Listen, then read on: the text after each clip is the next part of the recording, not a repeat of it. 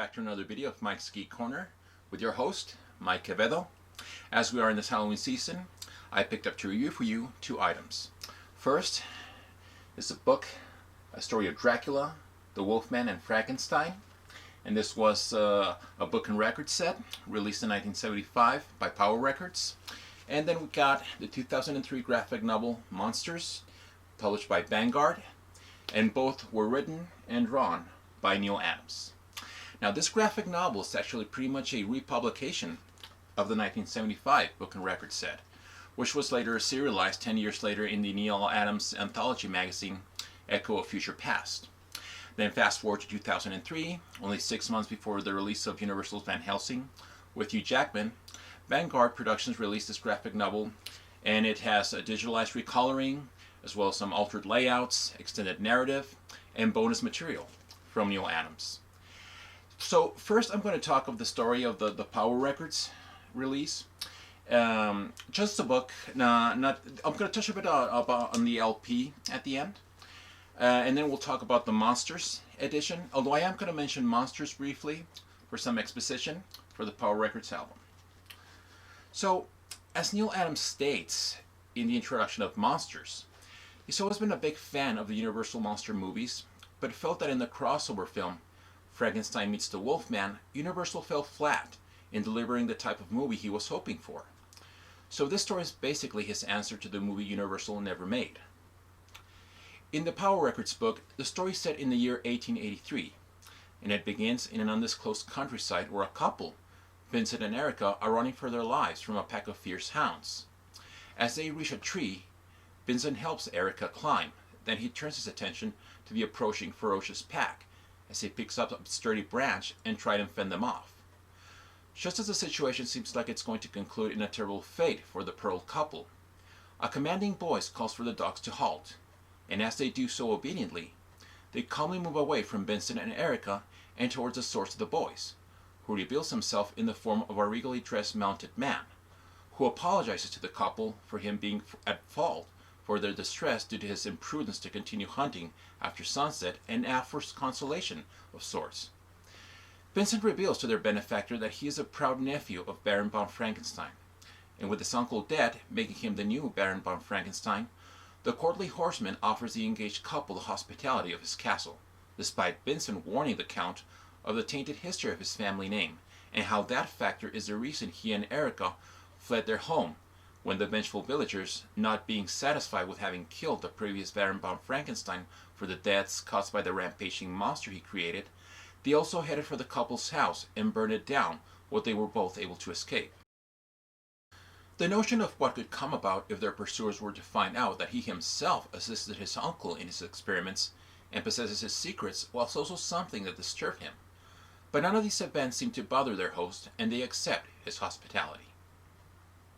That same night, as Baron von Frankenstein is bathing, he suddenly hears Erica screaming, and after donning his pants, he rushes in search for his fiancée until he comes across the Count, who directs the Baron to a room which he enters and finds a laboratory very identical to that of his uncle, where the monster he created was born. Though very much shocked at the sight of the lab, the Baron reprioritizes his search for Erica, but the supposed amicable Count changes tone as he tells the Baron that if he ever wishes to see Erica alive, he must create a slave for him the same way his uncle created the monster.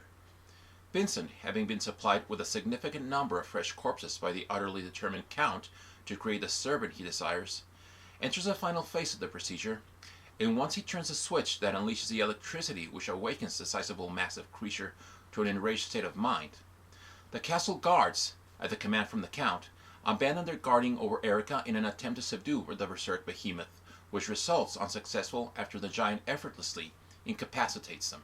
Once the creature approaches Erica, after a brief pause, he lifts her over his head and hurls her out the window ledge, seemingly to her death. As the monster retreats from the room, the Baron rushes to the window to find that his fiancée still lives, albeit in an injured state. Vincent begs the Count to help her, but as the Count gazes outside the window, from out of the blackness of the forest, a large bestial figure indicating the form of a wolf approaches the wounded and unconscious body of Erica, and just as Vincent's hysterical state increases, the Count creeps his hand on the Baron's neck and tightens his grasp on the vital nerves, rendering him senseless. We then find Erica still laying insentient in the spot she had landed from the violent hurl of her fiancé's barbaric creation, with no apparent indication of an attack from the ferocious beast, who now is nowhere to be seen, as a trio of gypsies approach the broken girl, place her in their dray, and take her to their camp. The following morning, seemingly nursed back to health, Erica is brusquely awakened by the old gypsy queen, Maliba, who tells Erica that she is going to remain in the camp and be a servant of them for the rest of her life, or else she will suffer severe beatings. Later at night, after a long day's rigorous work, Erica gets to rest, when unexpectedly, Torque, Maliba's soft-hearted grandson, approaches the victimized startled girl to offer her some broth. But just as Erica extends her open hand to gratefully accept the soup, Torque notices a 5-pointed star on her palm, as he drops the broth and runs away from her in terror, shouting that it is the pentagram and that the moon is full. Erica begins to transform into a werewolf, and once the transformation is completed, she attacks her torturer, Maliba's other grandson, Bella, whose scream brings out the other gypsies from their wagons, and all gather in an attempt to kill the monstrous lupine. As Erica's superior savagery is keeping the determined mob at a distance, another werewolf makes an entrance into the bloody scenario. It is the very same werewolf who had approached Erica after her fall from the Count's castle, the one who hexed her with her present form. Erica and the great werewolf engage in a vicious battle, while the mortally wounded Bella uses his very limited time with life to deliver vengeance against Erica as he aims his pistol at her, but ends up killing her opponent instead, whose death reveals none other than Maliba to have been the great werewolf. Erica flees the scene as the mob of gypsies begin firing silver bullets. Once she outruns her pursuers, Erica is led by instinct to the already familiar castle, and as she makes her way through a window and once inside heads towards the only lighted area at the end of the hallway, where she finds her betrothed Vincent and the hateful Count attempting to put the dangerously unsettled monster under control, as the Count threatens the Baron another day locked in the dungeon if he does not help calm the creature. Without a moment's hesitation, Erica launches herself with rage at the Count, but the Count effortlessly outs the sizable strong feral female away from him, as the Count, in a fit of anger at the beast for daring to attack him, reveals himself to be none other than the Prince of Darkness himself, Dracula, this further adding to the list of Vincent's unpleasant surprises, along with Dracula's explanation to the Baron on how he compelled him to do his bidding, and of the ultimate grim purpose for the creation of the monster. What will be the fate now of Vincent and Erica? Well, quite the film on paper, I might say. I think Neal Adams totally nails his objective in capturing the spirit of a classic Universal monster movie, but maybe with a more gothic hammered touch to it. The meaning of the three legendary monsters is handled effectively unforced. Now, because of Batman Odyssey and the coming of the Superman, it seems to me people are set on where Neal Adams ranks as a writer's stance, which could be a fair assessment. I mean, I personally enjoyed the wild ride of those two titles. But, in this smaller story, Adams is working with a much more contained palette. Now, it's a story featuring 3 pop culture classic monsters who, by that time, they had already been touched upon in numerous feature films in a span of nearly 6 decades, not to mention previous comic book iterations. And Adams, already with a solid resume with his work in DC and Marvel in collaboration with such writing talent like the late Denny O'Neil and also Roy Thomas, simply has to write and illustrate a story of anthology-like pace, and ultimately pulls it off. And it's a very effective standalone Bronze Age horror story that is equal in quality to a lot of the stuff that was done in classic Bronze Age titles like Tomb of Dracula, Monster of Frankenstein, Werewolf by Night, and Swamp Thing. And I also find Neal Adams' designs for the 3 monsters very refreshing. His Dracula is not Bela Lugosi's, nor Christopher Lee's, or Jack Palance's. He doesn't look like any of the previous versions on film or comics that I recall. He looks anything but sinister when we first meet him, with his finely chiseled facial features and charming manners. He kind of reminds me of Richard Chamberlain, from the original Bourne Identity adaptation and Shogun. And I think this makes his eventual showing of his true colors all the more chilling. Adams' Frankenstein monster has unequivocally the visual characteristics any fan will recognize without using Karloff's makeup. It's like, imagine Richard Kyle, who played Jaws in the Roger Moore Bond films, but with a bit of an exaggerated cranium, a dour visage, and stitched up makeup, and presto, there's your Frankenstein monster. For the werewolf, it could arguably be stated that Neal Adams beat An American Werewolf in London and The Howling in making the creature much more lupine visually than previously seen on films or comics. Be that true or not, Adams still delivers a fresh twist on the werewolf story aesthetic. So now let's take a look at the republished graphic novel version of Story of Dracula, the Wolfman. Clearly now we know it's not the Wolfman, and Frankenstein, now retitled for the better as monsters. So what Vanguard and Neal Adams did here is a bit of a tune-up for modern readers of the early to mid-2000s. As I mentioned at the beginning of this video, here the original story is given a digital recoloring. Some panels have been reformatted and redrawn by Adams. The setting in the graphic novel has been changed from 1883 to 1912, and Romania has been specified as a location.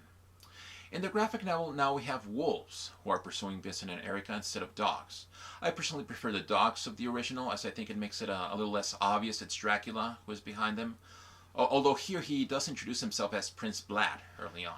Prince Vlad also states in the beginning that he was friends with Vincent's father, Victor von Frankenstein. Erica is now a blonde instead of a brunette. The fonts of titles have changed to a fancier design. There's added panels with more gore. But without a doubt, the biggest addition to the graphic novel is the backstory provided for the Frankenstein monster's brain. As right after he is brought to life and sets its eyes on Erica, he remembers being a youngster who was violently abused by his mother. And after he escaped her, he found himself being taken and cared for by a seemingly kind young woman, only to eventually find himself receiving the same duration cruelty from her. All in all, Monsters is a very satisfying revised edition of Adams' original piece. It brings some very appreciated layering. I personally prefer the coloring of the Power Records book. Maybe that's because I just appreciate the old school flatness. But the recolorization of Monsters is nevertheless effective for the modern readership they were targeting. Now, after the story ends, we get some bonus material, like the conceptual designs Neal Adams made for Stuart Gordon's 1986 film adaptation of H.P. Lovecraft's From Beyond, Tobe Hooper's 1981 horror film Funhouse, and the cancelled film adaptation of Arthur C. Clarke's Childhood's End during the late 70s. We then get some pages featuring the covers Neal Adams made for Marvel's black and white magazines, some of which you can see behind me, so neat bonus stuff. And so there you have them. I think any fan of these three classic monsters should have at least one of these two at his or her disposal, or any Bronze Age horror comic fan. You should be able to find either of them online at eBay or Amazon, or your local comic store could have them by chance. You could treat yourself to worse for Halloween. Let me just briefly say about the audio story from the Power Records LP. It's pretty awesome. It's one of the best audio dramas Power Records made, and I think you should be able to find uploads of it on YouTube. Go check it out. So, thank you for watching. If you enjoyed this review, give it a like. Make sure you subscribe. Feel free to leave your comments down below, and I'll be seeing you soon. Have a safe, happy Halloween. Bye.